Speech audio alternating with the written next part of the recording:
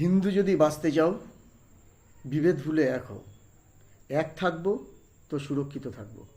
নমস্কার, আমি তরুণ দাস, ভারতীয় জনতা পার্টির একজন সৈনিক এবং বারাসাত সাংগঠনিক জেলা যুব মোর্চার কোষাধ্যক্ষ। তো আমি আজকে আপনাদের সামনে একটি ছোট্ট ভিডিওর মাধ্যমে আপনাদের দুটো বার্তা দিতে এসেছি। সেই বার্তাটি যেটা আজকে না বললেই নয়। বার্তাটি হলো, আপনারা জানেন আমাদের পশ্চিমবঙ্গের রাজ্যের যে অবস্থা, টোটাল প্রশাসনিক অবস্থা এবং শিক্ষা দপ্তর, যে কোনো জিনিস, যে কোনো দপ্তর বলুন, যে কোনো ব্যবস্থা আমাদের টোটাল ভেঙে পড়েছে।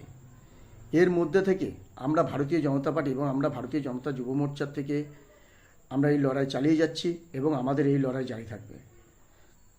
তো সুতরাং আমি আপনাদের কাছে এই বার্তাটা দিতে এসেছি যে আপনারা ইতিমধ্যেই জানেন এবং অবগত হয়েছেন যে আগামীকাল অর্থাৎ রবিবার 22 তারিখ বারাসাত সাংগঠনিক জেলার উদ্যোগে এবং মাননীয় রাজীব পোদ্দার মহাশয়, যে আমাদের বারাসাত সাংগঠনিক জেলার জেলা সভাপতি, তার নেতৃত্বে আগামীকাল আমাদের, বিশেষ করে আমার যে হোমমণ্ডল এবং আমাদের যে অশোকনগর বিধানসভায় উপস্থিত হতে চলেছেন আমাদের পশ্চিমবঙ্গের বিরোধী দলনেতা তথা আমাদের সনাতনী ঐক্যর যে মূল কাণ্ডারি শুভেন্দু অধিকারী মহাশয়, তার নেতৃত্বে আমরা আগামীকাল একটি বিশাল মিছিল করতে চলেছি। এই বিশাল মিছিলটি শুরু হবে অশোকনগর বিল্ডিং মোড় থেকে গোলবাজার পর্যন্ত। তো এতদা অঞ্চলে এবং সকল শুভবুদ্ধি সম্পন্ন এবং সকল কার্যকর্তাদের কাছে আমি বিনীত অনুরোধ করছি, হিন্দুদের স্বার্থে এবং আমাদের এই যে পশ্চিমবঙ্গে যে অপশাসন এবং যে আইনশৃঙ্খলা যে ব্যবস্থা ভেঙে পড়েছে তার টোটাল, তার সমগ্র দিক থেকে তীব্র প্রতিবাদ এবং ধিক্কার জানিয়ে কালকে একটি বিশাল মিছিল করছি। তা আপনারা অবশ্যই এই মিছিলে অংশগ্রহণ করবেন।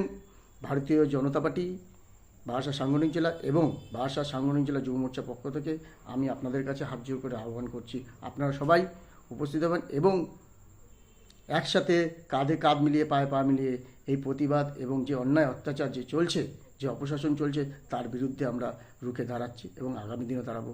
তো আসুন আগামীকাল আমরা দলে দলে যোগ হয়ে আমরা এই অংশগ্রহণটিকে সাফল্যমণ্ডিত করি। নমস্কার, সবাই ভালো থাকবেন, সুস্থ থাকবেন। জয় হিন্দ, বন্দে মাতরম, ভারত মাতা কি জয়। নমস্কার।